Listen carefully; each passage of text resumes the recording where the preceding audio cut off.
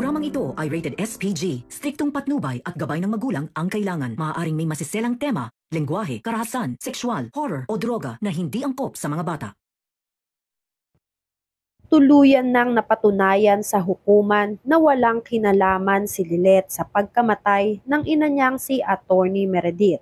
Alamin natin. Welcome back sa aking channel, mga kaganapan sa Lilet Matias. Nakokonsensya na ang katulong ng mga De Leon na si Marites sa nalaman niya tungkol sa pagkamatay ni Attorney Meredith. Matapos niya kasing makita si Tinang Ses na nagmamakaawa kay Constantino para lang mapalaya si Lilet. Alam ni Marites kung sino talaga ang tunay na killer ni Attorney Meredith. May hawak na ebidensya si Marites na makakapagturo kung sino talaga ang tunay na killer. Kaya minabuti muna sana ni Marites na kausapin si Attorney Constantino tungkol sa lahat ng nalalaman niya. Pag-alis ni Tinang Ses, lumapit si Marites kay Constantino. Nagtataka naman si Constantino kung bakit nasa gilid niya si Marites at mukhang hindi pa ito mapakali. Iniisip ni Marites kung tama ba na sabihin niya kay Constantino kung ano ang nalalaman niya. Pero bandang huli ay kinausap pa rin ni Marites si Constantino. Inunahan ni Marites na sabihin kay Constantino na may kailangan siyang malaman tungkol sa mag-ina niyang si Calorena at Ino. Dito mas lalong nagtaka si Constantino kung ano ba ang kailangang malaman at kung ano ang alam ni Marites kay Ino at kay Calorena. Sinabi ni Marites na kilala niya kung sino ang tunay na pumatay kay Attorney Meredith. Walang iba kundi ang anak niyang si Ino. Nagimbal si Constantino sa pag-amin sa kanya ni Marites. Paano raw nasabi ni Marites na ang anak niya ang pumatay kay Attorney Meredith? Inamin ni Marites na kinausap siya ni Calorena para itago ang buong katotohanan. Inabot raw sa kanya ni Calorena ang isang itim na plastik at pinapatapon ito sa kanya sa malayong lugar. Susunod naman sana talaga si Marites sa utos ni Calorena. Ngunit pagtingin raw ni Marites sa laman ng plastik ay bumungad sa kanya ang damit na maraming dugo. Kaya lumakas ang kutob ni Marites na mukhang may kinalaman si Ino sa pagkamatay ni Attorney Meredith dahil sakto nung gabing yon ay nabalitaan nila na may pumatay kay Attorney Meredith. Hindi makapaniwala si Constantino.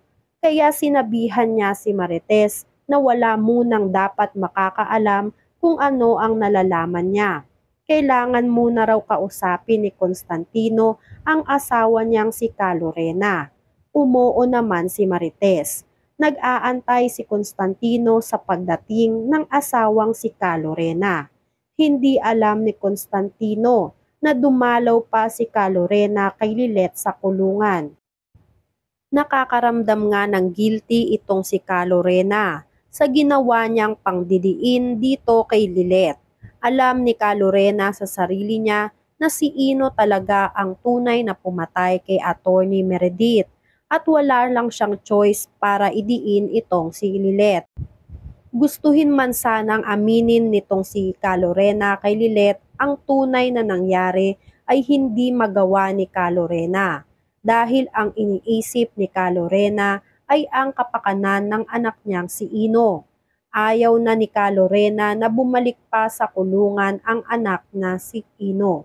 Kaya itong si Lilet na lang ang ginawa niyang paen kay Era para si Lilet ang mapagbintangan at malihis sa kanila ang binibintang kay Calorena na pagpatay kay Attorney Meredith.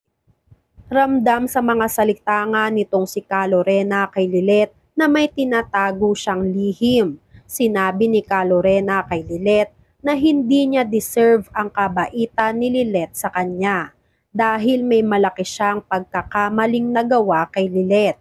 Isang malaking kasalanan nga ang ginawa niya kay Lilet, kaya hindi raw deserve ni Calorena ang kabaitan ni Lilet. Nagtataka naman ang ating bida na si Lilet Matias kung ano ba ang tinutukoy o sinasabi nitong si Calorena, na kung bakit hindi deserve nitong si Calorena ang kabaitan ni Lilet at kung ano ba ang kasalanang tinutukoy ni Calorena sa kanya. Tikom pa rin ang bibig ni Calorena. Mas pinili ni Calorena na ipagtanggol ang anak niyang si Ino kesa sabihin kay Lilet ang buong katotohanan. Dahil alam nitong si Calorena na kung sakaling sabihin niya kay Lilet ang totoo, ay tuluyang magagalit sa kanya si Lilet at wala na silang magiging kakampi pa. Isa pa nga ay malamang ipaglalaban talaga ni Lilet kung ano ang karapatan niya. Kung kinakailangan na ipakulong si Ino ay gagawin talaga nitong si Lilet.